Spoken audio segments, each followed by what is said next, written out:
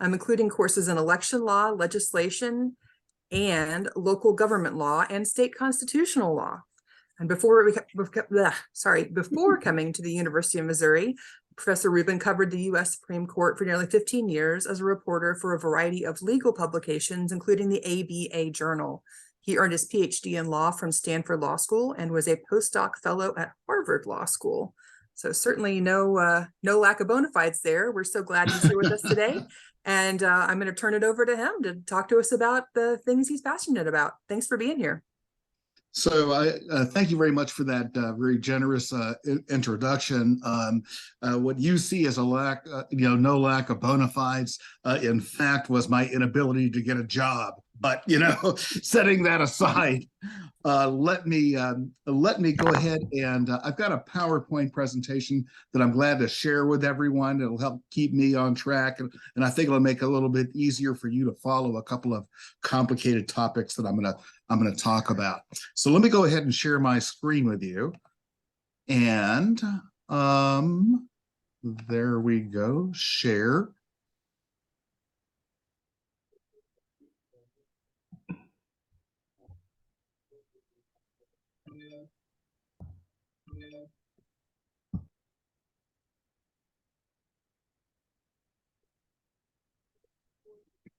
Professor, I think you got muted inadvertently. If you can unmute. Unmute. Okay, can you see my my lead slide? Yes, looks good. Okay, great. So I really appreciate the opportunity to speak with you about the Supreme Court today. This is very ambitiously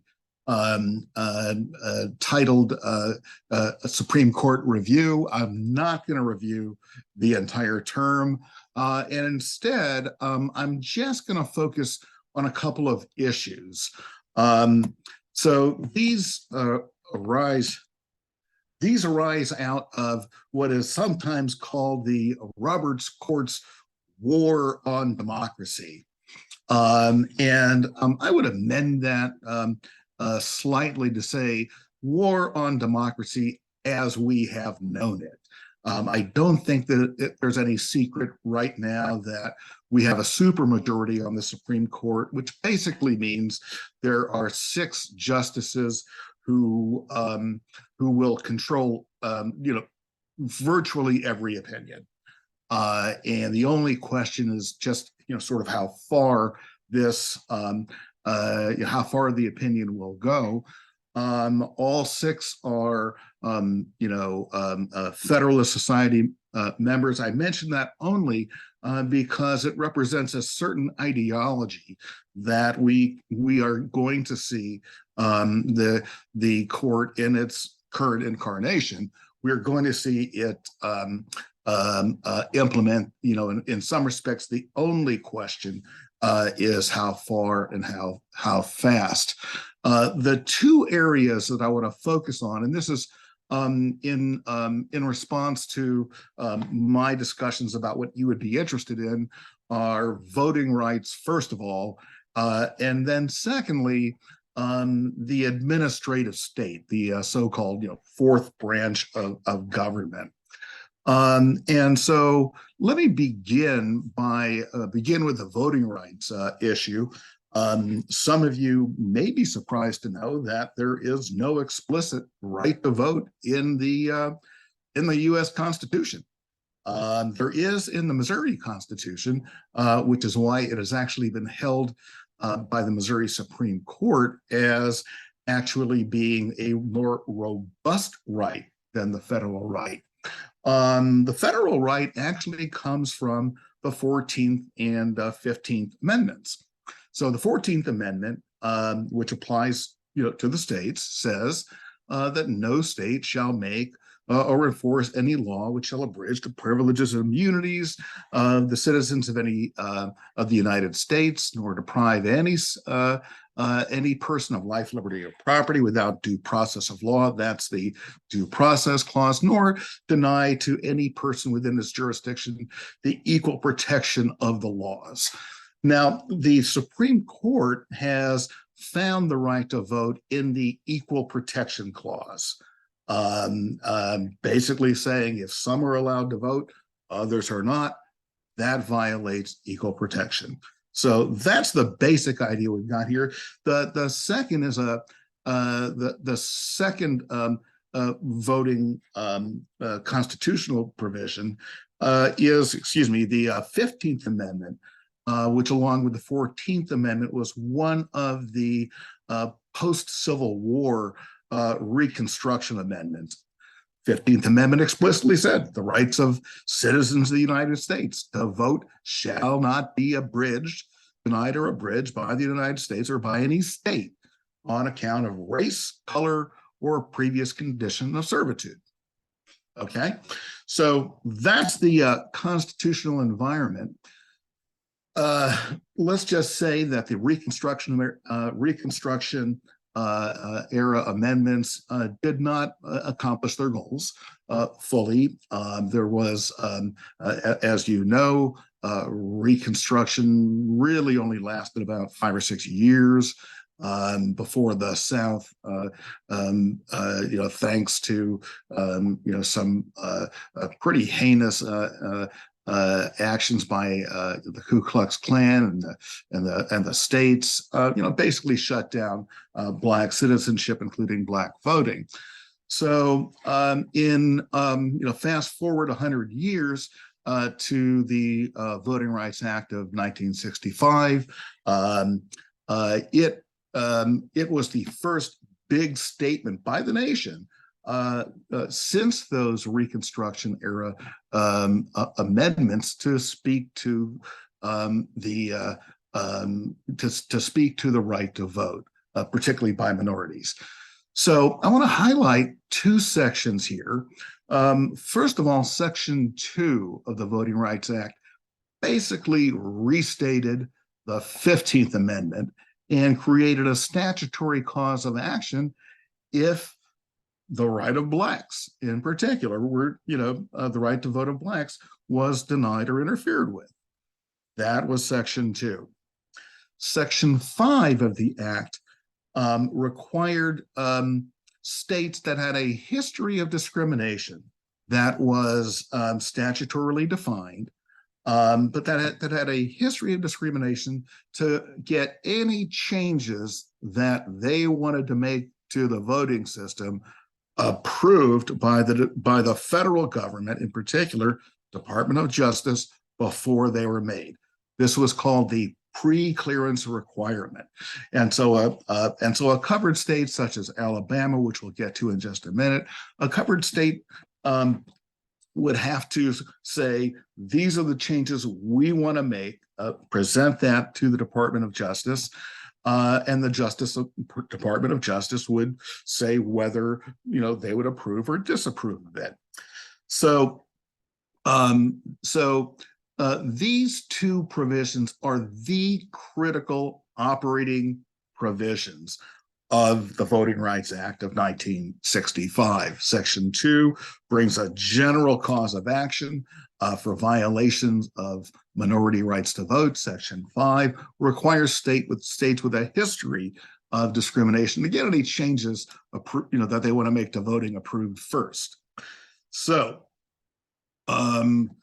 why is that significant? Well, as we all know, let me go back up here. As we all know, the Roberts Court, if you'll bear my own preferences, I don't call this court the U.S. Supreme Court because it has not earned the honor, in my view.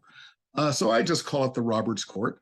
The Roberts Court in Shelby County versus Holder basically said that Section 5, this one down here, Section 5 was unconstitutional because the formula, the statutory formula that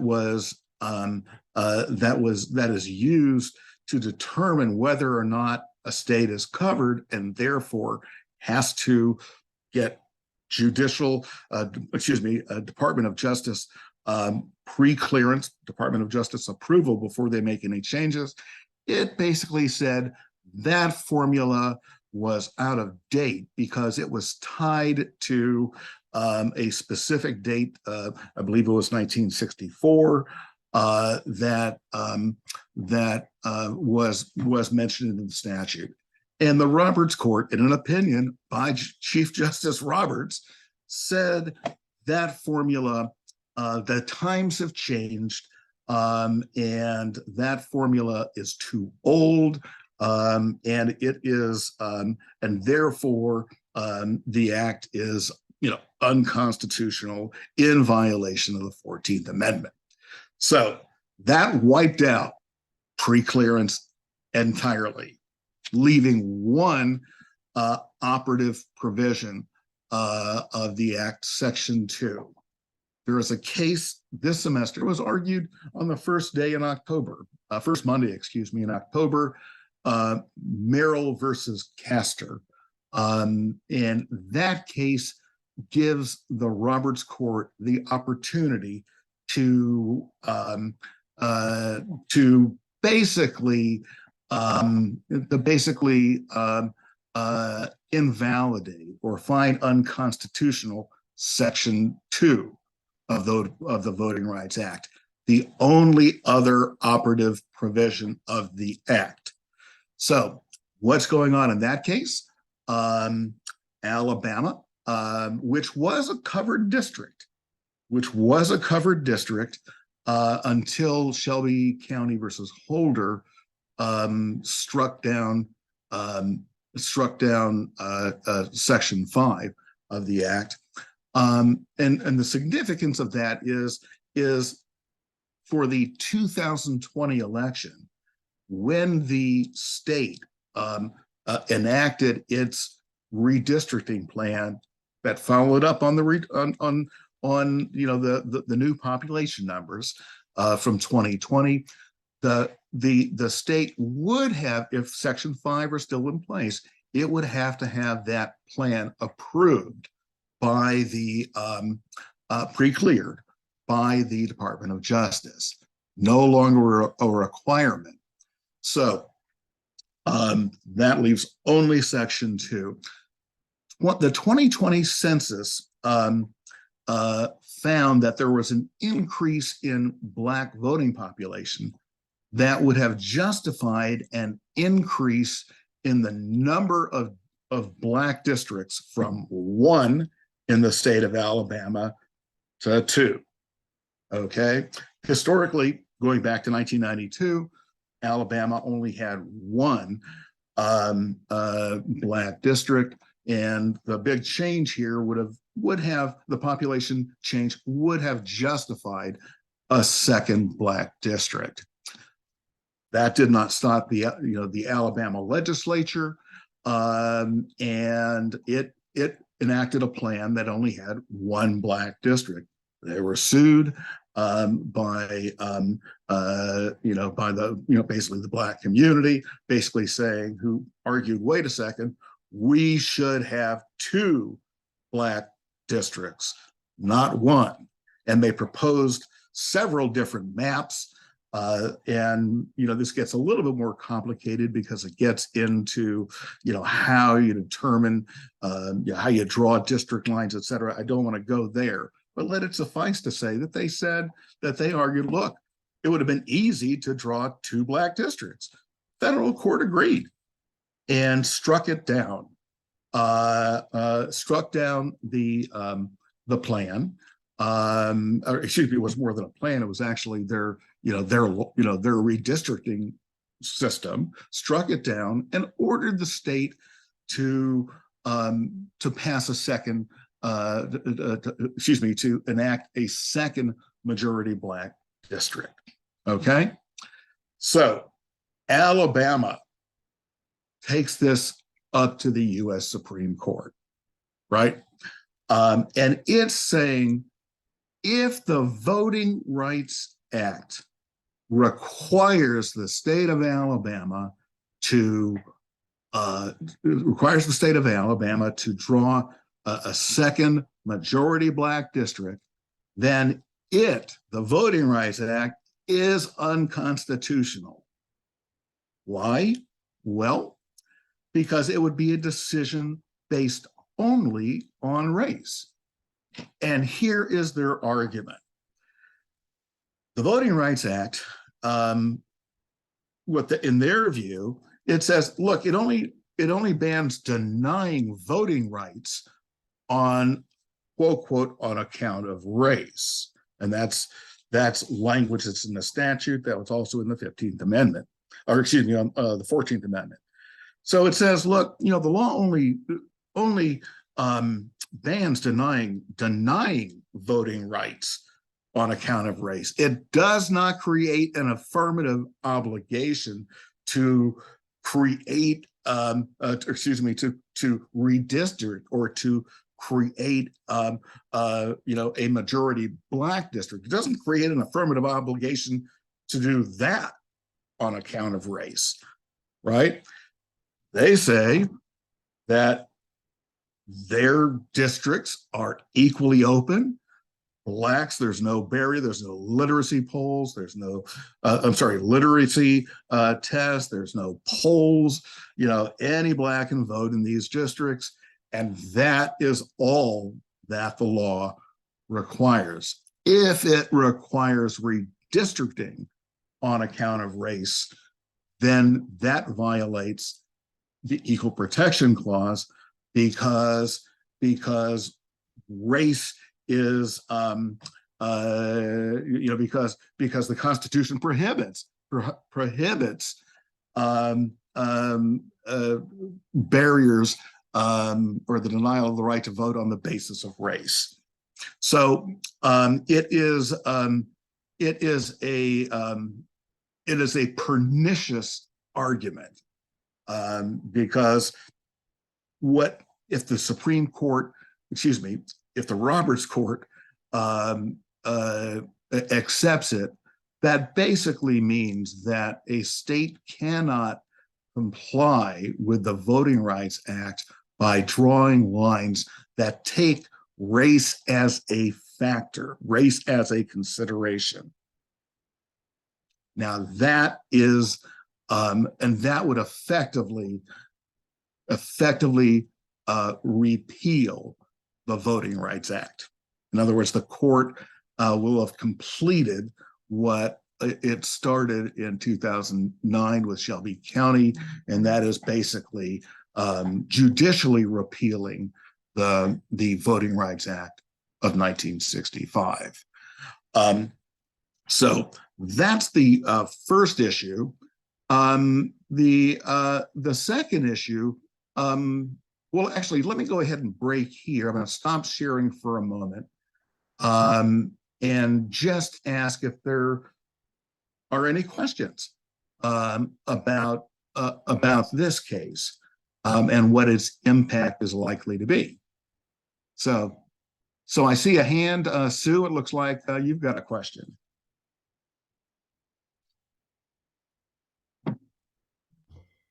When do you expect it will be decided? Okay. So well, the case was argued on the first Monday of October. I'll say, having covered the court for many years, there's really no telling when a decision is going to come down. There's just not. I can say that it'll be by the end of the term, which will be in the middle, right around the middle. It was normally right around the middle of June. So I would expect it to be down by then. They've had it, and they've been working on it since the first Monday. The way that the court works internally is they hear arguments on cases Monday, Tuesday, and Wednesday. Then they vote on it on Thursday, and they start writing their opinions, dissents, concurring opinions, etc. So they've literally had the case since the first week and been drafting what they're drafting since the first week of October. So, will it take them the whole term? Who knows? that was basically my question. Yeah. Yes, Pam. I have general questions to ask. Oh, excuse me. Yes, Herb. of general, but not on this specific case. Oh, okay. When you Okay. get to that point. Yeah, yeah. So I want to stay on this one, initially. Now let me just say that, if the Supreme Court does what, I think most observers will expect it to do, that doesn't mean things are hopeless, okay, on the voting rights front. First of all, Congress can repass the Voting Rights Act. I don't see that happening with the current Congress because that's not, let's just say it's not a priority of the House, House Republicans. But who knows what's going to happen in 5 years, right?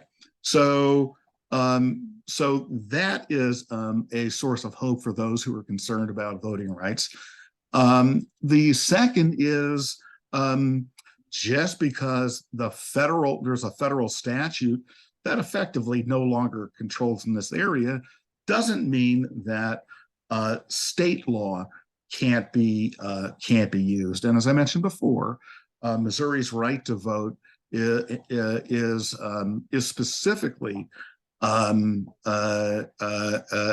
explicitly stated in the Missouri Constitution. And so that may actually be a better source of rights when it comes to the right to vote. And the Supreme Court Missouri Supreme Court, as I mentioned, has certainly interpreted that provision robustly. So before I go on to the second issue, I want to just ask if there are any other questions about this case or this issue. Everybody's good. Okay, so back to my screen share.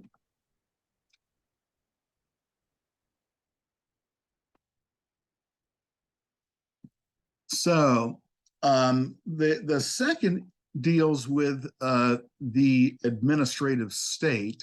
Something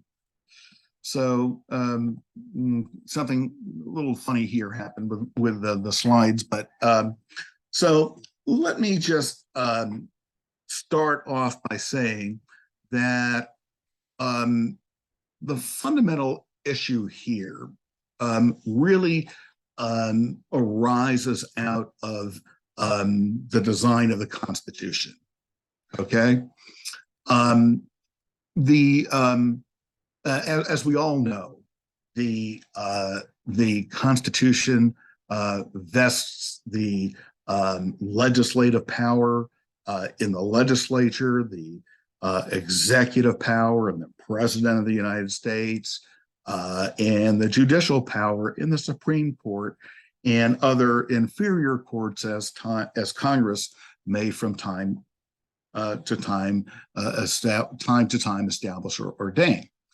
So the problem with that is that it creates, and this was by design, because the founders were very concerned about breaking up governmental power, because if there was anything that they didn't want anymore, it was a monarch, a king.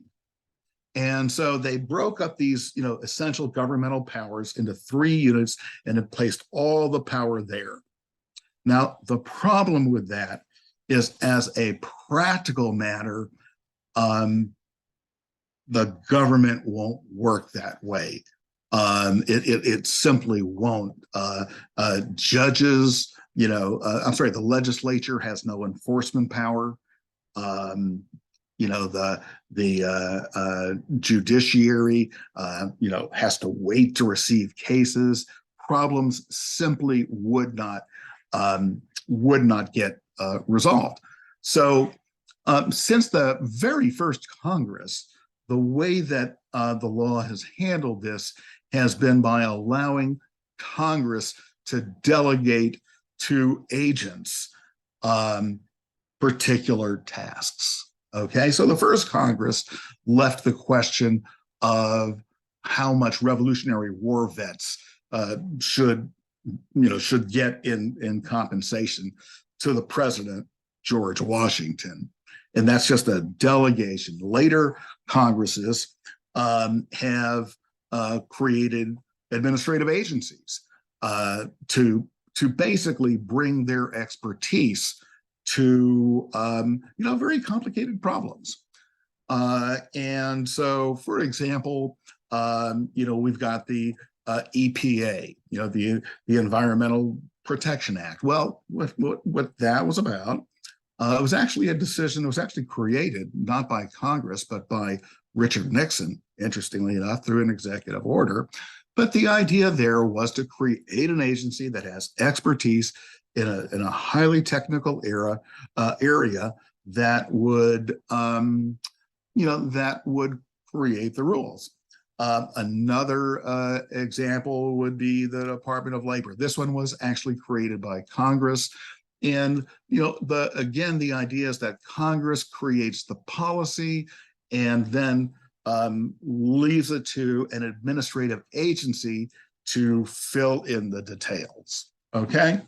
So, and so what we have is a situation where the black letter law of the Constitution,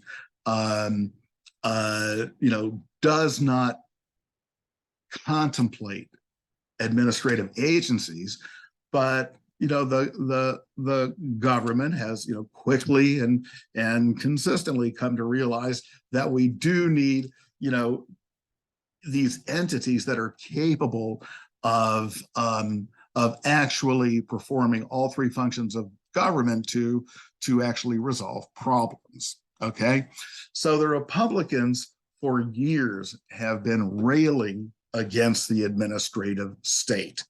Okay, they've said that Congress can't do that. All right, that is beyond that when they delegate, for example, the decision about what level to set pollution at, right? What's a healthy level of pollution? The Republicans believe that is a policy decision that can only be made by Congress. An agency can't make it. So where this battle has been fought in recent years has been on the question of the ability of these administrative agencies to determine their own scope of authority. Okay, so for example, the Biden administration during COVID, created a vaccine mandate for federal workers, right? It concluded that it did so, through its Department of Labor, which interpreted its statute as giving it the authority to to regulate in this area, and that the federal mask mandate was enacted by the Department of Labor in order to do that. So the issue that that they're really fighting about is the agency's ability to determine the scope of its own power. Okay, the courts historically have been very deferential to agencies on this question. Some of you may have heard of a case called Chevron versus NRDC, what Chevron basically says is that when a court reviews an agency's construction of a statute, in other words, the agency's interpretation of its own power, if the intent of Congress regarding the precise question is unambiguously clear, then the court must give effect to that intent. In other words, if Congress tells the agency exactly what to do in a particular situation, then they have to do it. It's Congress. But Step two is if the Congress is silent or ambiguous on this particular issue, then the courts have to defer to the agency's interpretation of the scope of their authority, as long as it's reasonable. And I'll give you a clue, it's almost always reasonable under this test, okay? So you can see this is a very deferential standard. It basically says, look, if Congress, hasn't spoken clearly about this issue, we're just going to defer to the agency, okay? Republicans hate that. Justice Neil Gorsuch came to Donald Trump's attention because he wrote an opinion saying how bad Chevron is. And his mission on the court is to get that decision reversed one way or another, to get it reversed. Now, as I said, the Republicans haven't liked this for quite some time. And so there have been a number of cases that have, that have come up. And so to the extent that we think that there are really that there are two steps to Chevron, there's actually a third step that those in academics call step zero. And that's where things start getting interesting. In other words, in order to qualify for this level of deference, in order to qualify, you have to meet certain qualifications. I'm not going to bore you with the details about other cases that have established, the threshold eligibility for Chevron deference. But I do want to point to one that was just announced this past year, called the Major Questions Doctrine. And that doctrine was announced in West Virginia versus EPA. I know there was some interest in that about this. And what happened in this case, it is complicated, and it deals with climate change and the ability of the federal government through the EPA to address climate change. So here's what happened. The EPA enacted what was called the Clean Power Plan in 2015 to reduce carbon emissions. They claimed authority to do so under Section 111D of the Clean Air Act.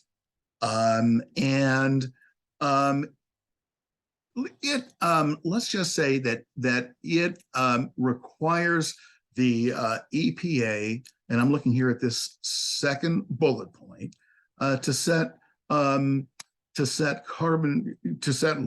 on pollutants by determining the best system of emission reduction that has been adequately detected, the BESR.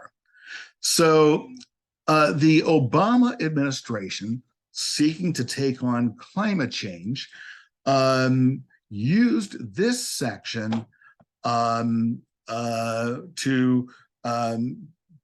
encourage major generation shifting technology. In other words, it told manufacturers that under this section, they needed to redo all of their plants, for example, and modernize them to meet emissions standards that the EPA was going to set. So we would expect this from an Obama administration. The industry said, no, that's really overreaching. 111D was only supposed to be for technical reasons. And the Trump administration dropped it entirely. Biden comes in, revives it, And so the question is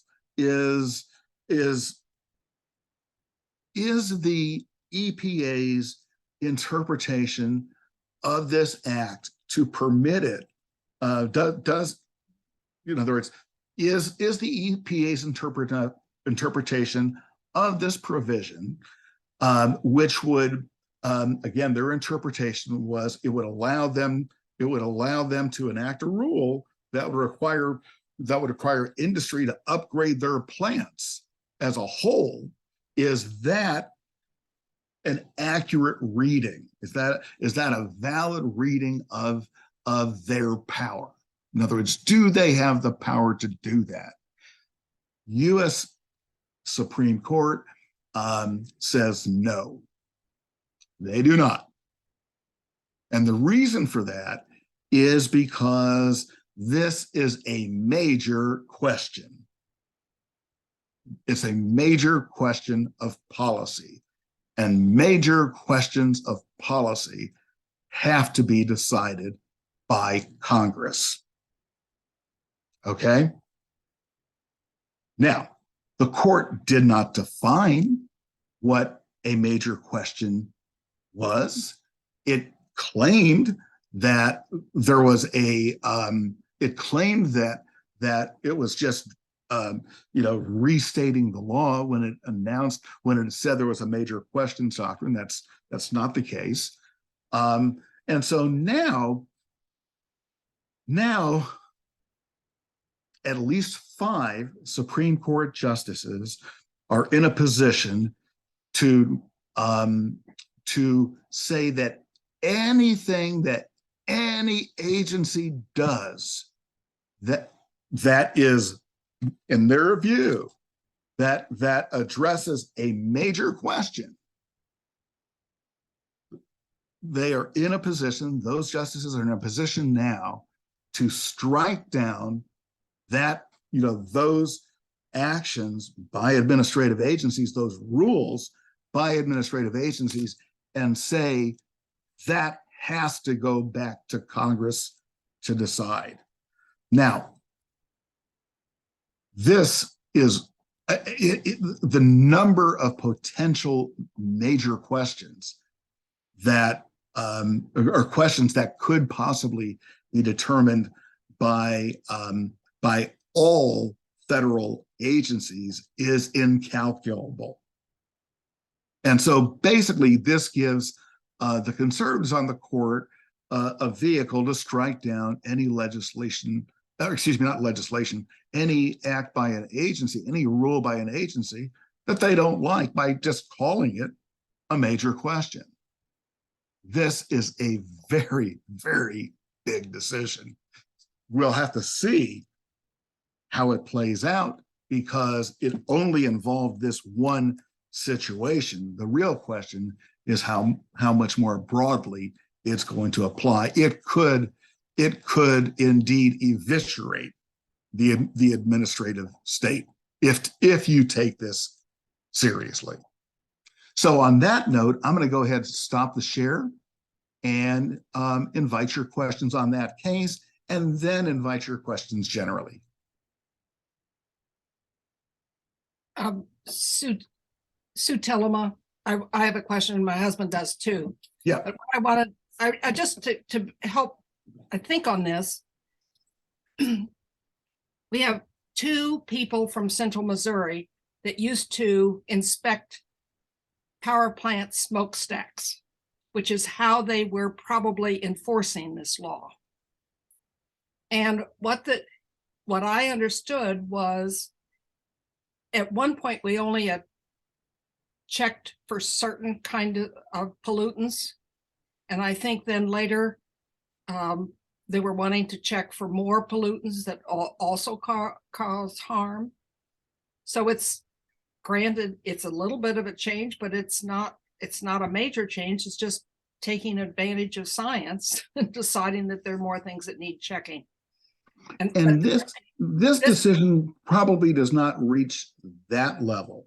Okay. It actually reaches a more fundamental level of the power of the agency to even regulate for, in this area, to even set the rules, right? And so to the extent that that a particle that they're looking for, or something that they're looking for, was added, a major questions doctrine challenge might look like, well, the statute did not specify that, the Clean Air Act, right, or the Clean Power Act did not specify that the agency could look for this, so it can.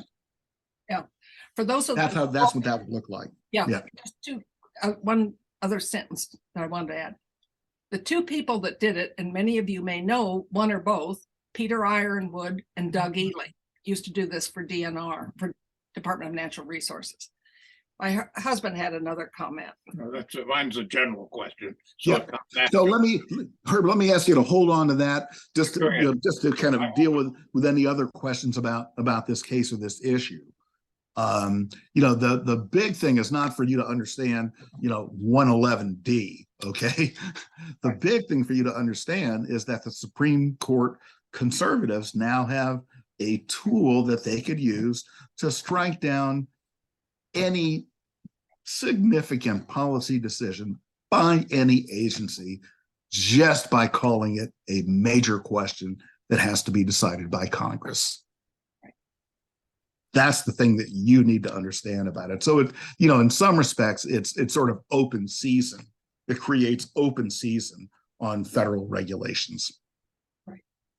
So, any other questions about this case? Okay, Herb, you can get us off on a more general discussion. Actually, I'm going to make it two. The first one can be answered yes, no, or maybe. In your postgraduate year at Harvard, did you pursue an advanced degree such as an SJD, or did you primarily muck about Langdell? I already had a JSD from Stanford. And so I didn't need an SJD from Harvard. Yeah. May I compliment you? You don't have to. Like I say, I just couldn't get a job. Peter Davis, thank you. The real question is, I'm not a lawyer, but in thinking about this supermajority, I cast my mind back to the past to see if there were prior eras in which we'd had something amounting to a supermajority that was also notably retrogressive in tendency on constitutional law. I thought of the Sutherland Court of the interwar period, 20th century, the Tawney Court of the 19th.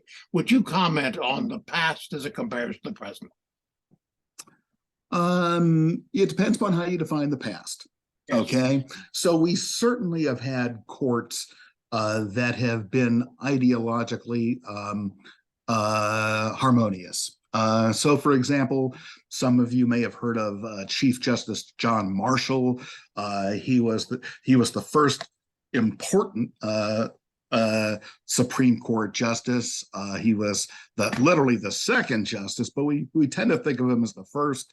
But he was the Chief Justice for essentially the first 35 years of the nation's founding. Established many foundational principles in support of a strong central government, and it was and so most of those decisions were unanimous. Okay, so you could look at it and say, well, that was an ideologically harmonious court,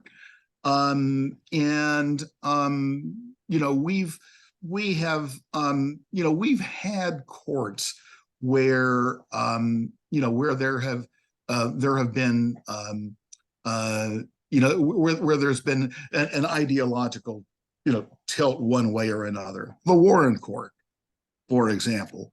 What we really haven't had, I don't believe, is a court majority with a specific ideological agenda. Oh. That's what I don't think we've had. And so this court is, we've seen it in the Dobbs decision. It does not care about precedent. all it cares about is implementing its vision of what the Constitution says and how this country should operate. And so I don't think we've ever had a court that has been this this far out of step with the mainstream of the country. Okay. You know, you would think that national sentiment would be something of a tempering influence, but there's zero evidence that it is, and only evidence that it is not.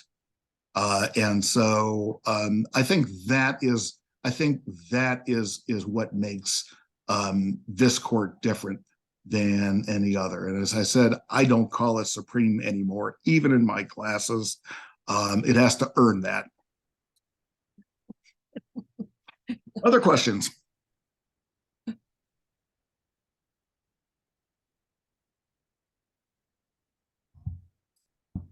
Can't believe that I answered every possible question you could have. Yes, David. I've got a couple in the comments over here. Oh, thank you. Thanks for help. Advanced forewarning. I'm a proud law school dropout. I was actually a student of Carl Esbeck for both procedure and con law.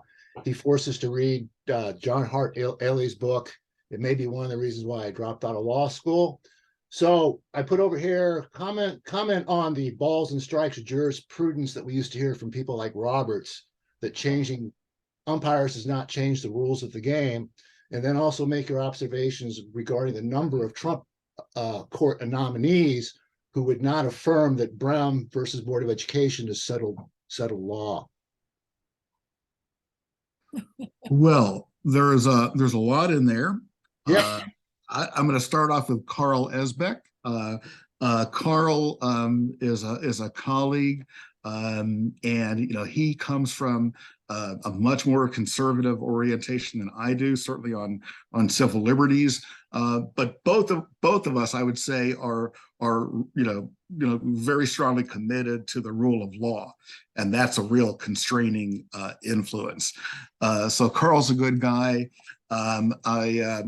I actually also teach John Hart Ely.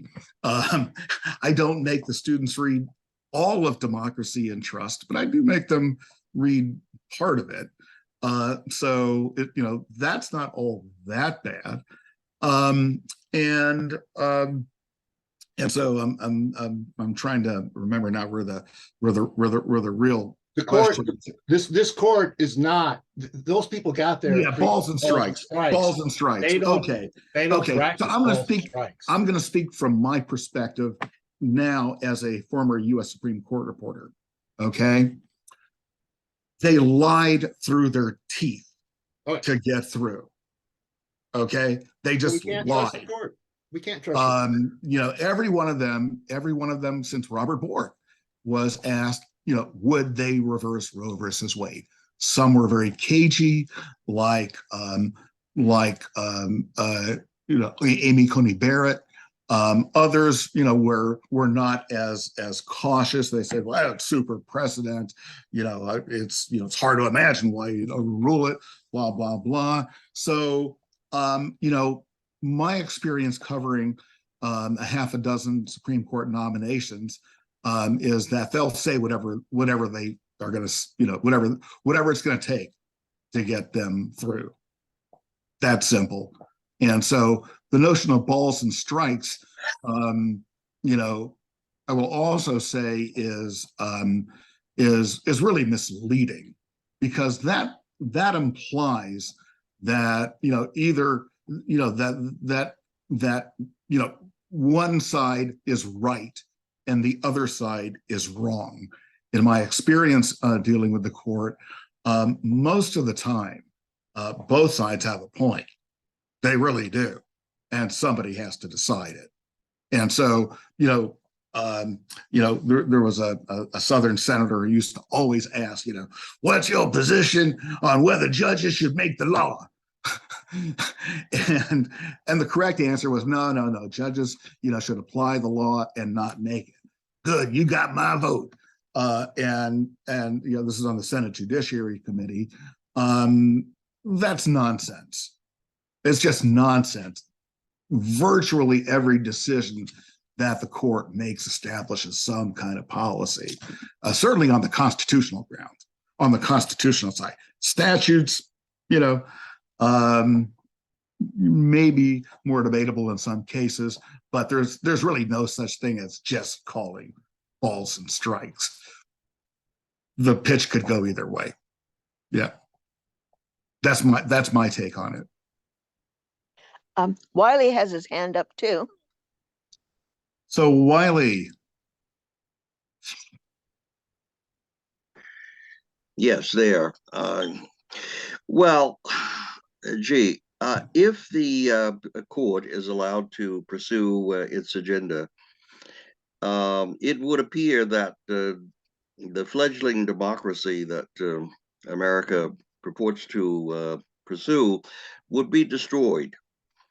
Is that the objective of these conservatives on the court? Or what is their objective? Yeah, if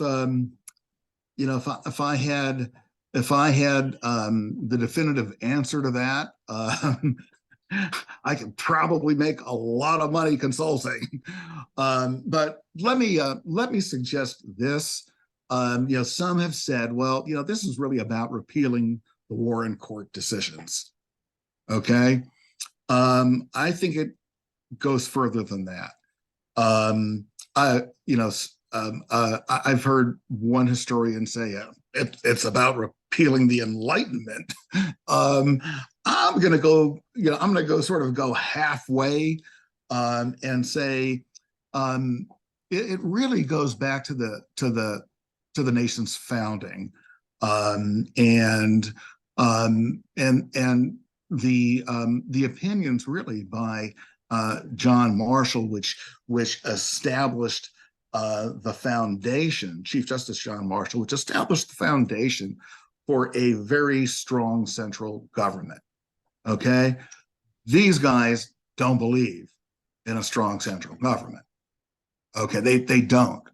And so what they want to do is they want to reorient things so that the states have much more control than they do now. That's where I think it's going. Is that and they're also relating to that. They're also quite deliberately getting the court out of the hot button issues that it doesn't want to decide. The ones that they do want to decide, they're absolutely going to take. But the federal courts are not going to be a hospitable place for rights claim, whether they're statutory or constitutional. And so, to the extent that human rights, human dignity claims need to be vindicated, in my opinion, advocates are much better off going into state courts under their state constitutions. And that is why I started teaching state constitutional law about 5 years ago. The handwriting was very clearly on the wall to me. Yeah. And, again, the good news is, states, state constitutions are often more robust than the federal constitution. So there's two hands that I can see up, Pam, and then Alvin. Yes, I was astounded to find out that the Supreme Court does not have ethics law statutes to follow. Correct. I do know that one of the senators has refiled a bill to help correct this. I just wanted you to say it would not a few be words about constitutionally. that. It would not be constitutionally valid. The state cannot. Excuse me. The Congress, in my opinion, Congress cannot tell the judicial branch how to do its job. That's a separation of powers issue. And so I don't believe that would be upheld. Who's going to have the last say on that? Right? It's going to be the Supreme Court. There has been Right. discussion within the Supreme Court about having its own standards. This just came out in the last day or so, and apparently this discussion's been going on for a few years, and the justices can't agree. Speaks volumes. And Alvin. Yes, Dr. Reuben, you made a comment a few minutes. Well, I have two questions.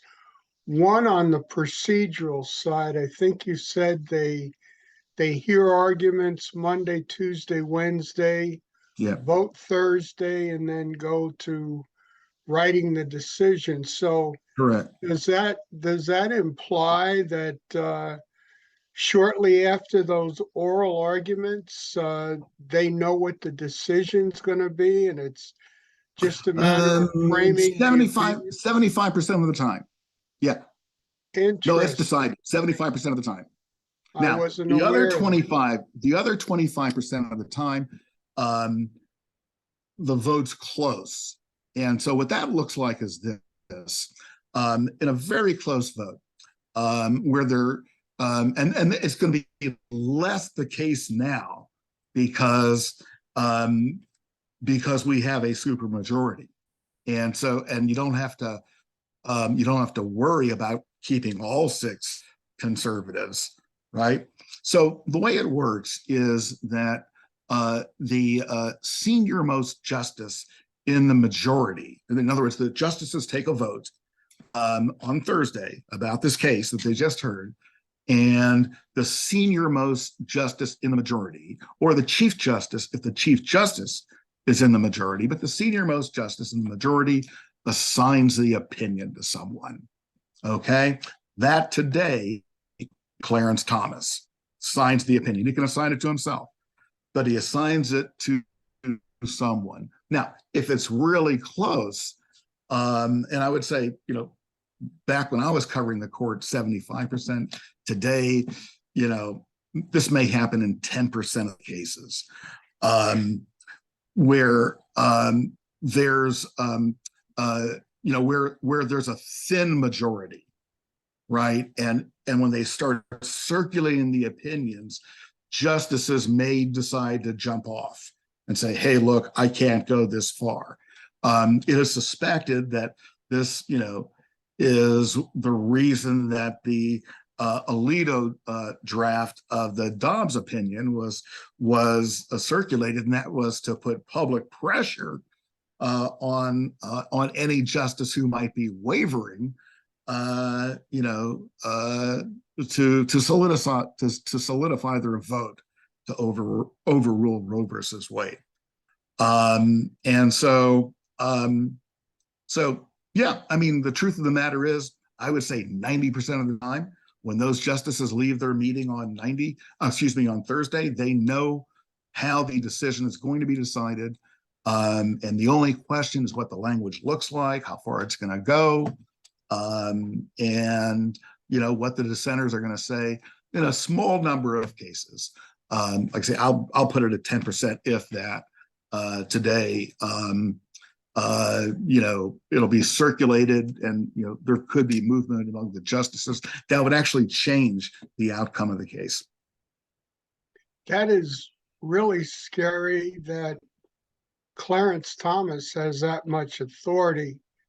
In my opinion, unlike what Senator Danforth recently revealed about Josh Hawley, I think that was Senator Danforth's first major mistake. But anyway, I was there. I covered Clarence Thomas's hearing. I quite agree.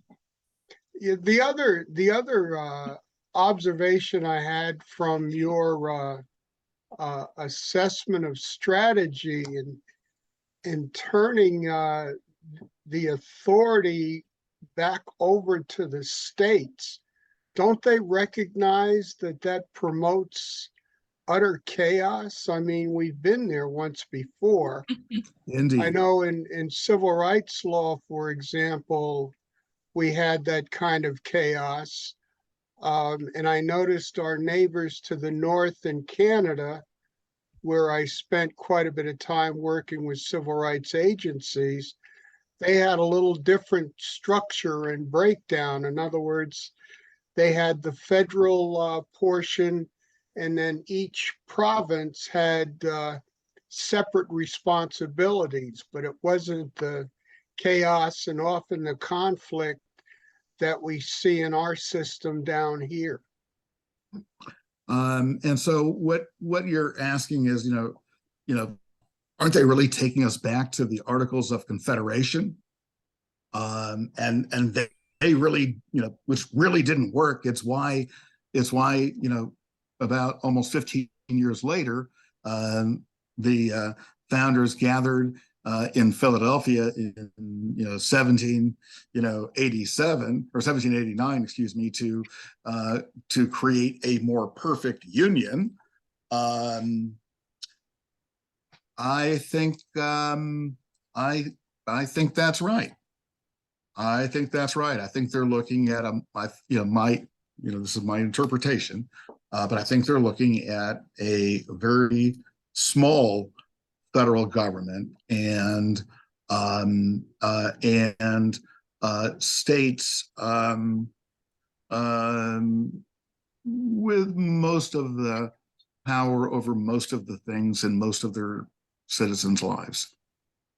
I think that's where they're going, and history would tell us, it probably won't end well. Gary. Yeah. Put your hand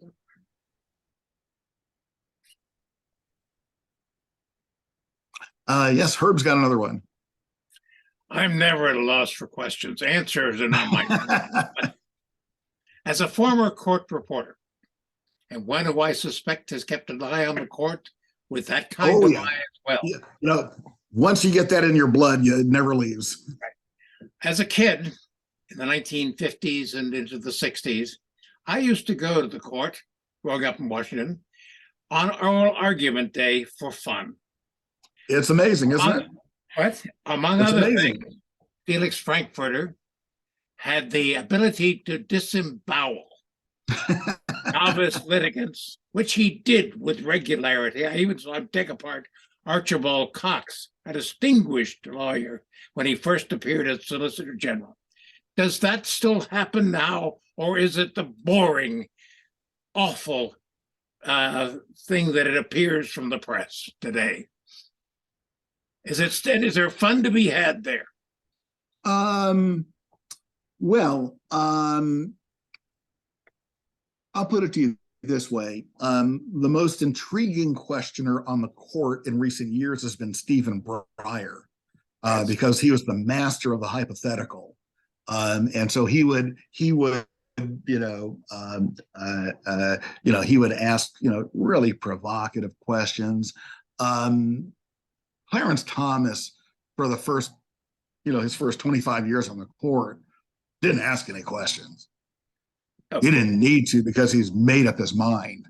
And so I think, and justices asking questions or ask questions for lots of different reasons. Okay.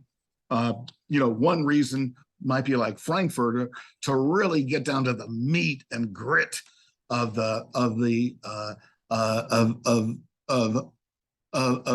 lawyer's argument, or the facts of the case.